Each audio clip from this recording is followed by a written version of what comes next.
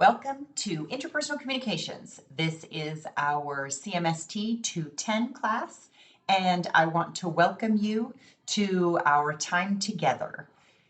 This first lecture will give you a little bit of upfront information about our class, but mostly this lecture will actually be the topic information that we're covering in week one.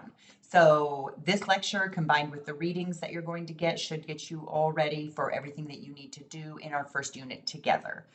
My name is Ann Colton. I'm your instructor for the next several weeks, and I'm looking forward to working with all of you. So let's get started. Usually the first thing that I do is I like to go over Canvas and tell you a little bit about how the classroom's set up. I'm actually going to do this in a separate recording and post that separately so that you can go through it as you need. So this one really going to focus on talking a little bit about the syllabus and textbook and then moving right into our first lessons together. So guess what? Good news. We have a textbook, it's an open source, and it's in our classroom. And this will be what you can use for the quizzes because everything in the quiz is actually in your reading. And then I cover those ideas, but with a little bit different flair so that you don't get too bored with me reading straight from a book. That's not fun. Remember that the syllabus is there. I do pretty closely stick to that, so feel free to go ahead and print that out. Again, I'll show you kind of how to do that when we do our Canvas overview video. All right, so let's dive in.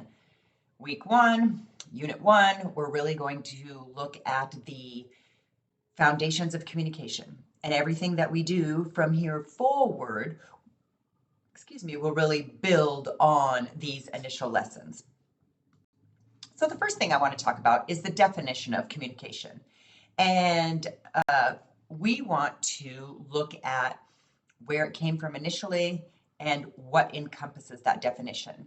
So as you can see from this slide here, it really came from the Latin word communicare, and it is to share, divide out, communicate, impart, inform, join, unite, and participate in.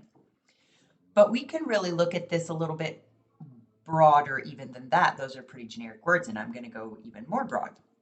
So think about this. Communication isn't just about what we say, but it's also about the other side of that. How do we receive the information? How do we listen for the information? So it encompasses both what we say, how we say it, the nonverbals that we have. All of that comes together, and that's really what our communication is. So given that definition, think about the fact that it really does come from who we are. And who we are comes from our experiences, our knowledge, and our perceptions. And those change over time, but that really is the foundation of both how we take in information and understand it, as well as how we share that information with others.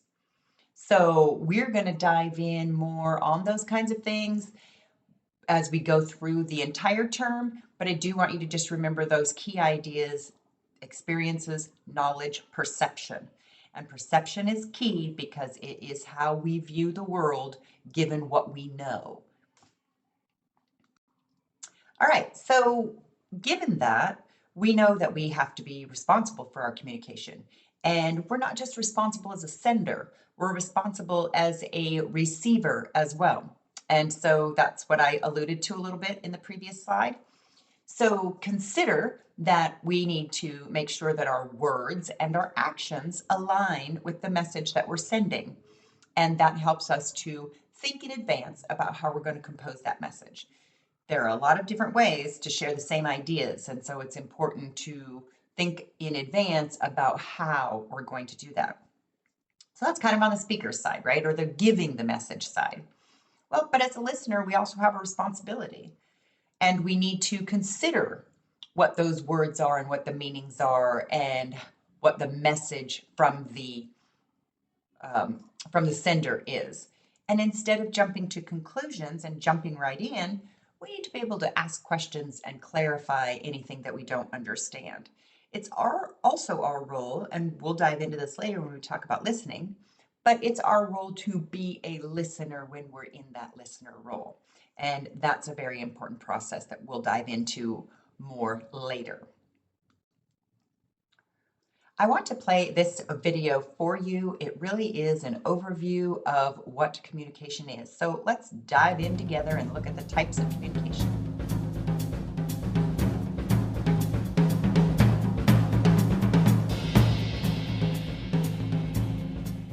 Human communication happens in many different settings and for many different purposes.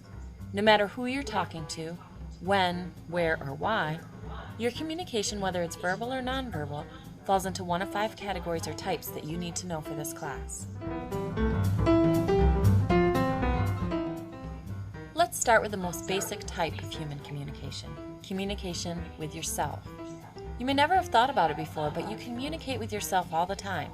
Sure, there are people who talk out loud to themselves, but intrapersonal communication, or communication with yourself, goes far beyond that. It includes things like interpreting what you're reading, or interpreting maps, signs, or symbols. Interpersonal communication can also be the conversations you have with yourself when you're determining the meaning of someone's nonverbal communication, or while you're writing your thoughts or observations. When you make gestures while thinking, that is also a form of intrapersonal communication. Lastly, dreaming, both while you're awake and while you're asleep, are ways that you communicate with yourself. Now let's move on to the second type of communication you must know for this class, interpersonal communication. This is communication between few people in which the people interacting are in close physical proximity or nearness, and feedback between the people is immediate. Examples of interpersonal communication include the discussions you may have with your best friend, your coworker, your teacher, your parents, or your boss. They're the conversations that make up most of our day, and yet each interpersonal interaction has the potential of being incredibly complicated. Think about it.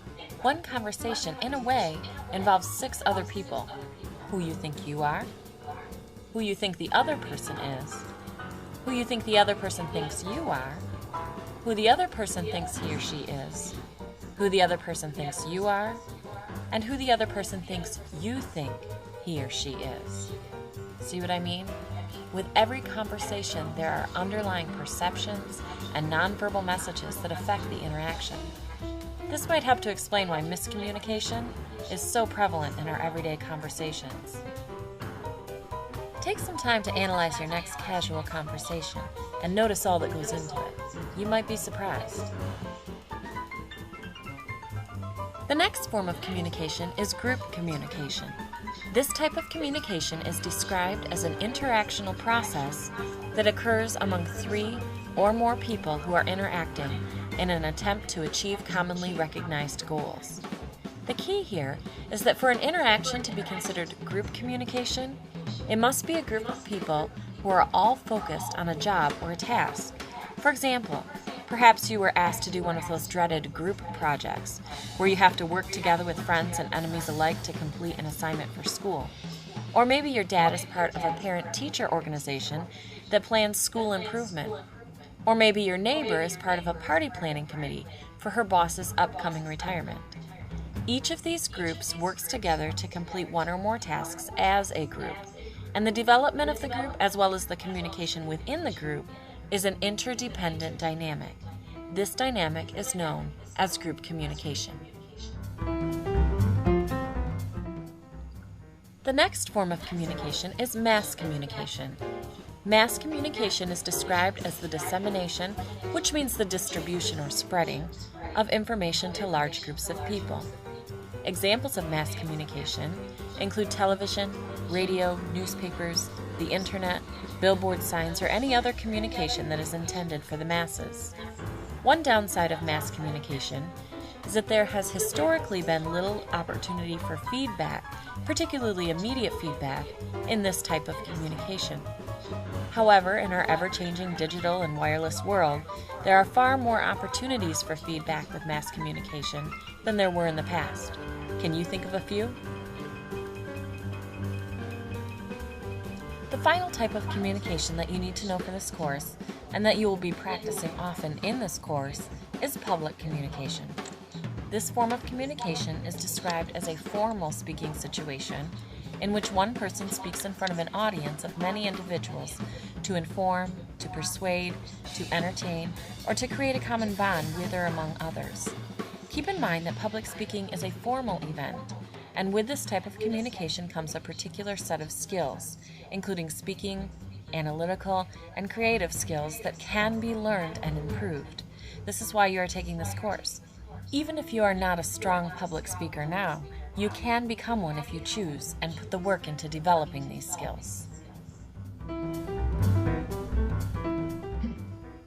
So there you have it, 5 types of communication: intrapersonal, interpersonal, group, mass, and public. Each has its own characteristics, and each will be further studied in this course.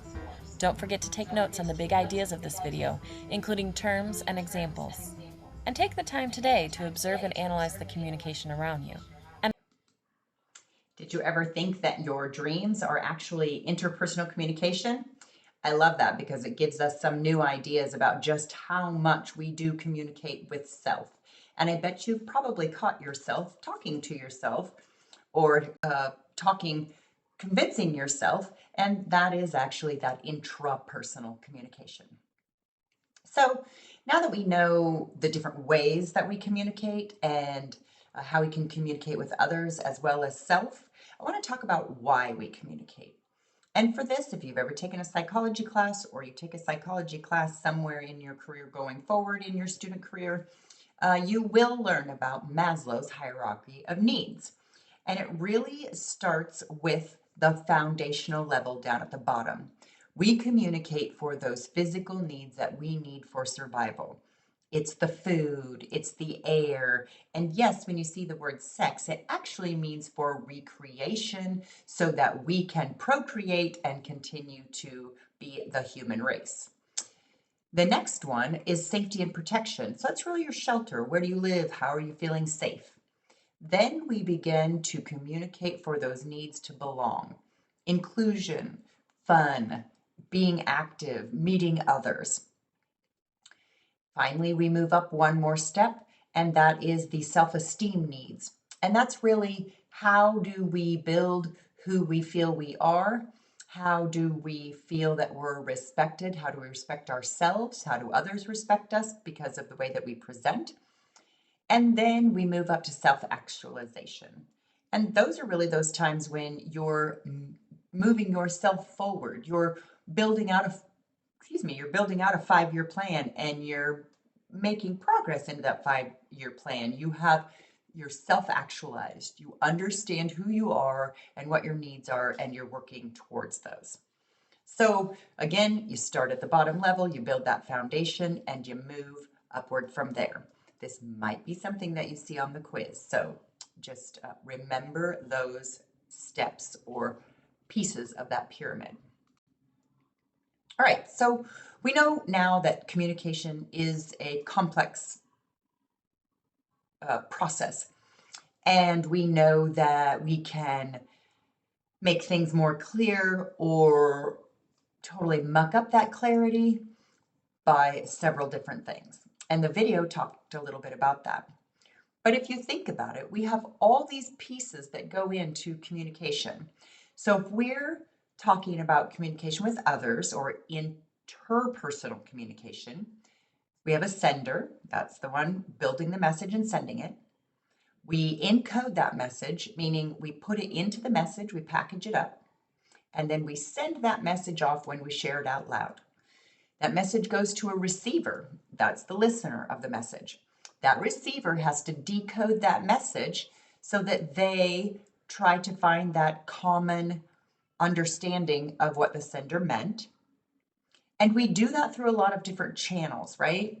So I'm giving you an idea of a verbal exchange, but this same exchange can take place through an email or a text or a FaceTime chat or any other form of communication. That's the channel.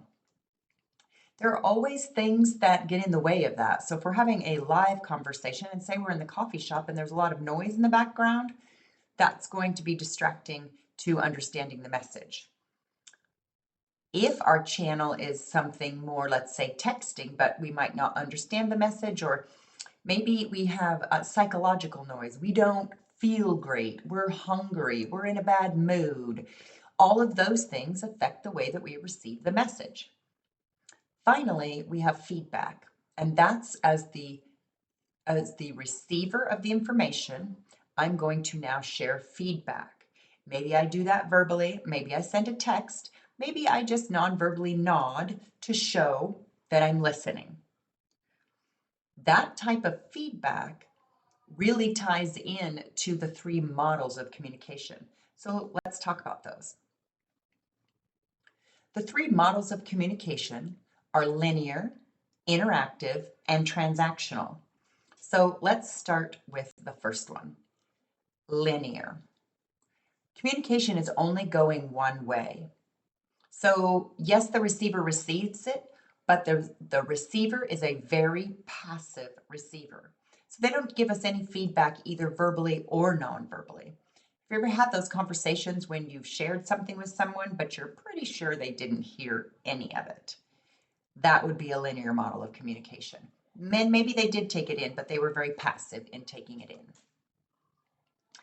The next model we would think would be the end-all be-all model, right? It's interactive. It must be great. Interactive is good, but you're only having a receiver who is receiving the specific message of the sender and then only giving feedback on the specific message. So it really isn't a conversation in how we view things.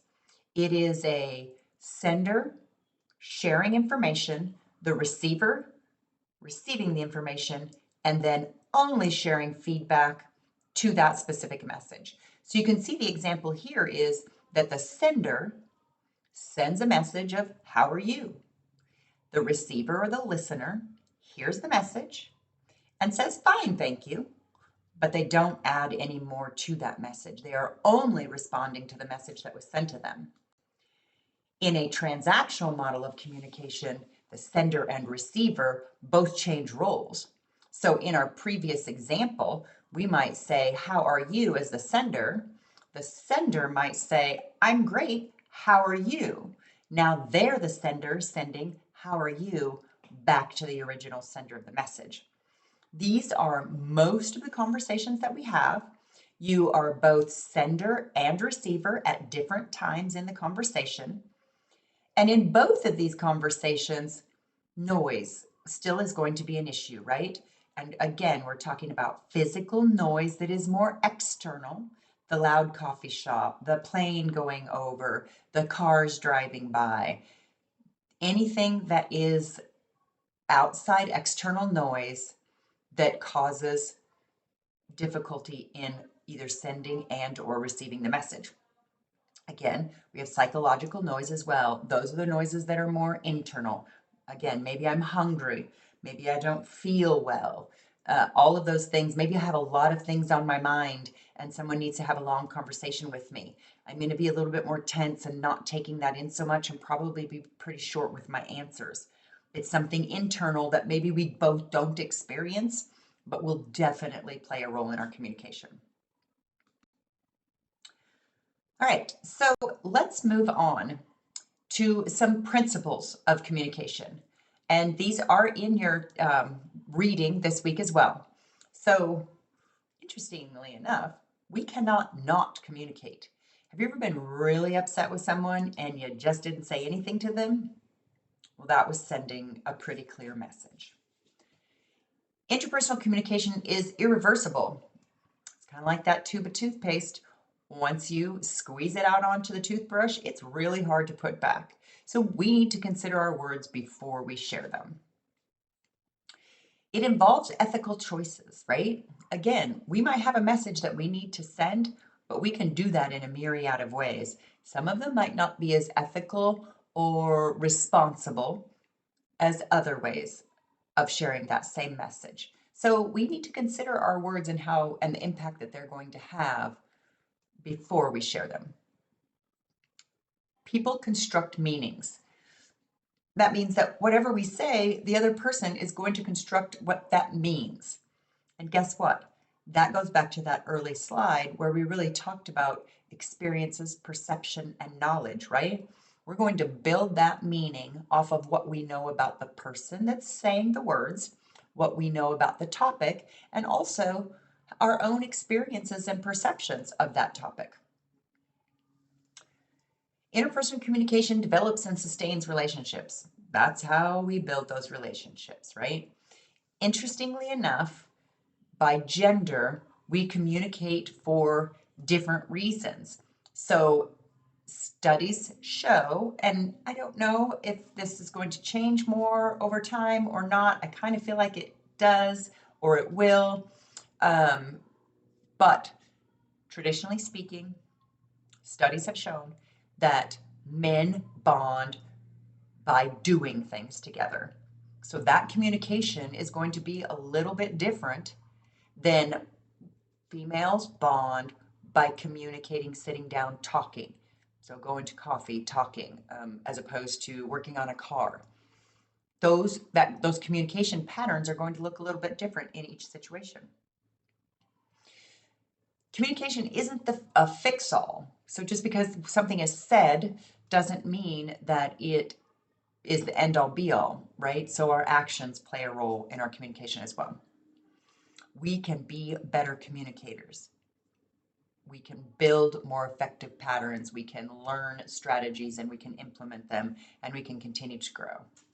These might be good questions when we're talking about a quiz. Let's talk a little bit about communication competence. So remember in the last slide, we talked about we can get better, we can build strategies. Well, that's kind of that communication competence. Evaluate where we are now, figure out how we can grow. So we're building that great foundation, an understanding of communication. We're building an understanding of the patterns and the models of communication, right? So we know that having a linear conversation certainly probably isn't going to be as effective and rewarding as having a transactional conversation. And it can easily define our ability to just adapt, right? So if the communication isn't going well, taking a quick breath and determining what changes we might make is a really good strategy to move forward and try to change the flow and direction of the conversation. So I really like this slide. This is the National Communication Association, and they talk about 10 competencies that the students should have before they leave. These come from looking at getting jobs and being effective in the work world. And so they're really important, and especially if you take a communication class early on in your college career and you build these early on and you get to practice them through your college time, you're going to be really effective by the time you get out. So we want to state our ideas clearly. Sometimes that doesn't happen and we need to recognize when it doesn't happen, then we can come back and try that again. We talked about communicating ethically, definitely something that employers are going to be looking for. We need to recognize when it's appropriate to communicate. Sometimes it's just better to just not say anything at all. And sometimes it's better to have a conversation later so we can acknowledge that we've heard someone, but it's okay for us to take that time we need to then have an effective conversation later. We need to make sure we know what our goals are and maybe what the goal of the other person is. And we can select the more or most appropriate channel for communicating. So this is really important, especially as we get out into the work world. Some things are better done as emails, some things are better done face-to-face, some things can be done over the phone, and we need to use that as a consideration when we're deciding what our message is, who we're talking to, and how it's going to be best received. We can demonstrate our own credibility by the way that we communicate and share and show that we are competent and credible in our communication, and we're building that credibility by being truthful and honest and ethical.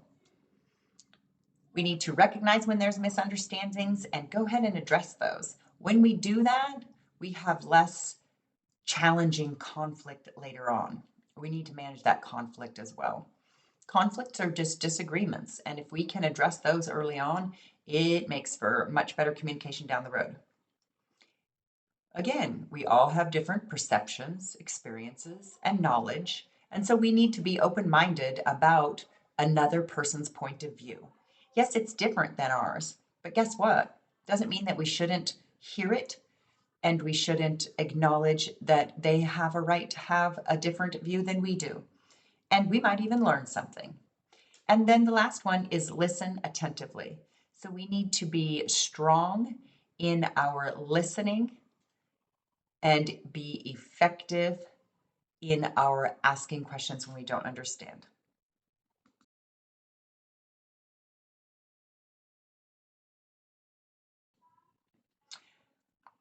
This is our assignments for week 1, and I'll talk about them more as we get into the Canvas video.